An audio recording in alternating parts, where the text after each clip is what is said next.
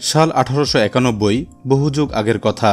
সে সময় তারবিহীন বিদ্যুৎ প্রবাহের স্বপ্ন দেখেছিলেন বিজ্ঞানী নিকোলা টেসলা। প্রচেষ্টার ফলস্বরূপ আবিষ্কৃত হয় টেসলা কয়েল। বহুকাল আগে আবিষ্কৃত টেসলা কয়েলেরই একটি আধুনিক রূপ আপনারা এখন দেখতে পাচ্ছেন। আমাদের আজকের ভিডিওর বিষয় নতুন একটি টেসলা কয়েল তৈরি।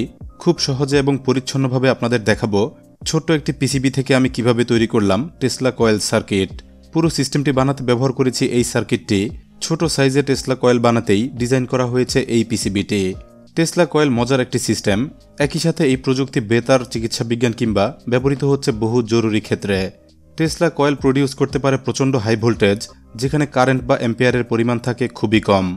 একই সাথে জেনারেট করে হাই ফ্রিকোয়েন্সি এসি ইলেকট্রিসিটি, যার কারণে এখানে আপনারা দেখছেন কোনো প্রকার কেবল কানেকশন ছাড়াই তড়িৎ আবেশে জ্বলে উঠছে ফ্লুওরেসেন্ট জাতীয় ইলেকট্রিক বাল্ব। এতে হাই ভোল্টেজ বা ফ্রিকোয়েন্সি তৈরি হচ্ছে একটি কয়েল থেকে। পিসিবি দিয়ে টেসলা কয়েল বানাতে গেলে ম্যাগনেটিক ফিল্ডের জন্য অত্যাবশ্যকীয় উপাদান একটি বিশেষ কয়েল। এই কয়েলটি তৈরি হয়েছে খুবই সূক্ষ্ম এবং সুদীর্ঘ কপার জাতীয় ইনসুলেটেড ওয়্যার দিয়ে।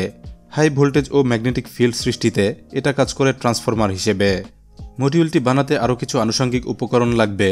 কম্প্যাক্ট সার্কিট হিসেবে মজার এই মডিউলটি বানাতে দরকার হবে সামান্য কিছু রেগুলার ইলেকট্রনিক কম্পোনেন্ট।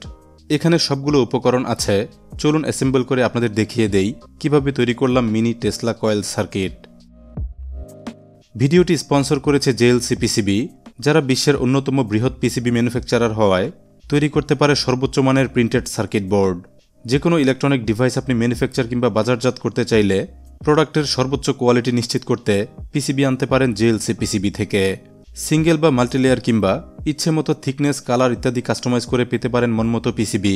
এরকমই পিসিবি পেতে আপনার পিসিবি ডিজাইনের গার্বার ফাইলটি আপলোড করুন JLCPCBর ওয়েবসাইটে। এরপর ইচ্ছে মতো কাস্টমাইজ করে অর্ডার সম্পন্ন করুন। পিসিবি হাতে পেয়ে যাবেন খুব দ্রুত, মাত্র $2-এও অর্ডার করা যায়। চলুন এবার কাজ শুরু করি। এটি যেহেতু একটি হাই ভোল্টেজ সার্কিট, অবশ্যই ফ্লোর হাইট একটু বাড়িয়ে নিতে হবে নিরাপত্তার জন্য। এটার প্যাকেজে কিছু সাপোর্ট স্ট্যান্ড অফ দেয়া ছিল। সর্বমোট 3টি স্ট্যান্ড অফ মাউন্ট করব পিসিবি দাঁড় করিয়ে রাখার জন্য।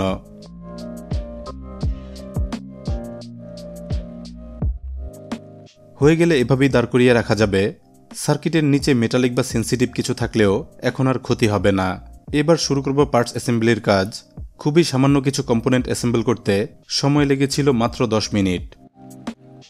প্রথমে বসাবো একটি 105 নম্বর মনোলিথিক সিরামিক ক্যাপাসিটর। এরপর একটি 10K রেজিস্টর। মডিউল অন বা অফ করতে এ পর্যায়ে বসাবো একটি 6-পিন পুশ সুইচ। এরপর একটি ব্লু লাইটের diffused white LED.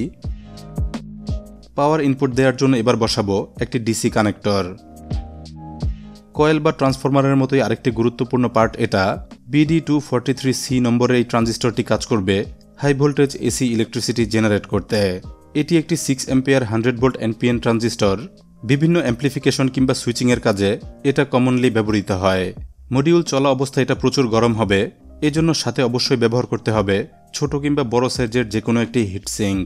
হিটসিঙ্কে transistor set করার আগে সামান্য থার্মাল পেস্ট ব্যবহার করব, যা কাজ করবে সঠিক মাত্রায় তাপমাত্রা প্রবাহে। ট্রানজিস্টর এবং হিটসিঙ্ক প্রিপেয়ার হলে সার্কিটে বসিয়ে ফেলব।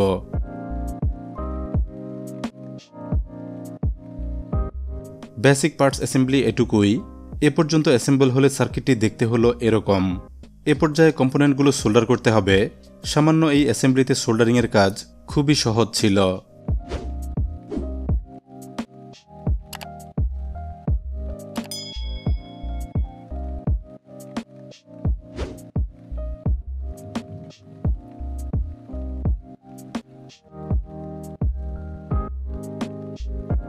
সোল্ডারিং শেষ হলে বাড়তি লেগ কেটে পরিষ্কার করব। এখন শুধু বাকি রইল কয়েল বসানোর পালা। কয়েলটির উপরে এবং নিচে দুই প্রান্তে আছে ইনসুলেটেড ওয়্যারের দুটি প্রান্ত। এখান থেকে যে কোনো একটি প্রান্ত সার্কিটে সোল্ডার করতে হবে। টি মার্ক করা একটি সোল্ডার পয়েন্ট আছে এলইডির ঠিক পাশেই। এখানেই সোল্ডার করব কয়েলের এক প্রান্ত। থিন এই ওয়্যার কানেক্টেড হয়ে গেলে কয়েলটি নির্দিষ্ট পজিশনে বসিয়ে নেব। এটা ফিক্সড করে বসাতে ব্যবহার করব সামান্য হট গ্লু। কয়েল বসানো হলেই অ্যাসেম্বলির কাজ পুরো কমপ্লিট। সকল অ্যাসেম্বলি শেষে দেখুন মডিউলটি কেমন হলো। ছোটখাটো এই মডিউলটি চলবে 9 থেকে 12 ভোল্ট ডিসি পাওয়ারে। চলুন এটা এবার পাওয়ার দেব। পাওয়ার সোর্স হিসেবে ব্যবহার করব একটি অ্যাডজাস্টেবল পাওয়ার সাপ্লাই। নিশ্চিতভাবে অন করে অ্যাক্টিভিটি দেখার জন্য ইনপুট দেব ম্যাক্সিমাম ভোল্টেজ। মডিউলের ম্যাক্সিমাম সাপোর্ট অনুযায়ী অ্যাডজাস্ট করব 12 ভোল্ট। সেট করা হয়ে গেলে চলুন এবার অন করে দেখি। সুইচে প্রেস করা মাত্রই ব্লু এলইডিতে বোঝা যাচ্ছে মডিউলটি অন হয়েছে। কয়েলটির চারপাশে এই মুহূর্তে তৈরি হয়েছে বেশ শক্তিশালী magnetic field. High voltage AC ইলেকট্রিসিটির কারণে ইনসুলেটেড ওয়্যারের উপর প্রান্তে তৈরি হয়েছে সূক্ষ্ম কিন্তু ভিজিবল আর্ক প্লাজমা। একটু কাছ থেকে আরও ভালো দেখা যায়। দেখুন এই প্লাজমারও ম্যাগনেটিক অ্যাক্টিভিটি আছে বিদ্যুৎ পরিবাহী বস্তুর উপর। এখানে একটু সতর্কতা বলে রাখি, কোনোভাবেই হাত দেওয়া যাবে না এই প্লাজমা টার্মিনালে। এতে প্রচুর ইলেকট্রিক শক লাগবে, সাথে ফিল হতে পারে বার্নিং সেন্সেশন। চলুন এবার দেখি এটার ম্যাগনেটিক ফিল্ডের শক্তি। প্রাথমিক পরীক্ষার জন্য মডিউলের সাথেই ছিল ছোট্ট একটি নিয়ন ল্যাম্প। অনেকটা দূর থেকেই ম্যাগনেটিক ফিল্ডের কারণে ওয়্যারলেসলি জ্বলে উঠছে এই নিয়ন ল্যাম্প। এবার আরও বেটার টেস্ট করতে ব্যবহার করতে পারি যে কোনো একটি ফ্লুরোসেন্ট বাল্ব। চলুন একটি বাল্ব দিয়ে টেস্ট করি।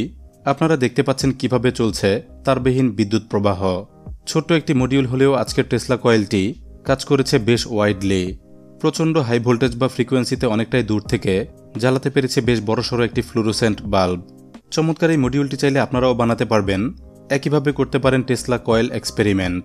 যাবতীয় পার্টসহ পিসিবি কেনার লিঙ্ক থাকবে এই ভিডিওর ডেসক্রিপশনে। আজকের ভিডিওতে আমরা আরেকটি মিনি টেসলা কয়েল বিষয়ে জানলাম, সাথে দেখলাম কিভাবে টেসলা কয়েল বানিয়ে তৈরি করা যায় শক্তিশালী ম্যাগনেটিক ফিল্ড। ভিডিওটি ভালো লাগলে লাইক দিতে ভুলবেন না। নানা রকম ইলেকট্রনিক মডিউল কিংবা সার্কিট নিয়ে মজার ভিডিও পেতে এখনই গ্যাজেট ইনসাইডার বাংলা চ্যানেলটি সাবস্ক্রাইব করুন, সাথে অবশ্যই বেল আইকনে ক্লিক করে রাখুন। সাথে আজই জয়েন করে ফেলুন আমাদের ফেসবুক গ্রুপে। দেখতে পারবেন মেম্বারদের ক্রিয়েটিভ ইনভেনশন, শেয়ার করতে পারবেন আপনার নিজের আবিষ্কার। ধন্যবাদ সবাইকে ভিডিওটি দেখার জন্য।